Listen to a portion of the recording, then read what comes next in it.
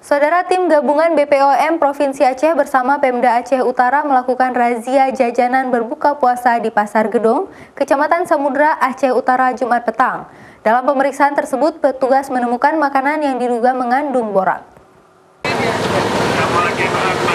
Badan Pengawasan Obat dan Makanan Provinsi Aceh bersama pemerintah Aceh Utara melakukan sidak ke pusat jajanan berbuka puasa di Pasar Gedong, Kecamatan Samudra, Aceh Utara. Dalam kegiatan tersebut, petugas mengambil puluhan sampel dari pedagang untuk dilakukan uji kandungannya yang langsung dilakukan di lokasi pasar pusat jajanan berbuka puasa. Sampel yang diuji petugas seperti jajanan mie, bakso, cendol, aneka minuman sirup, dan sejumlah kue.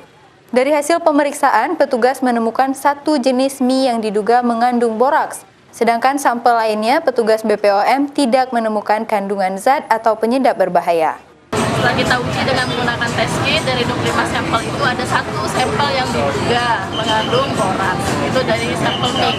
Tapi nanti sampel ini akan kita uji lagi konfirmasi di laboratorium di Badan Aceh untuk memastikan lagi apakah betul positif boraks atau tidak. Selain melakukan uji langsung di lokasi, kemudian petugas juga akan membawa sampel tersebut ke laboratorium guna pemeriksaan lebih lanjut.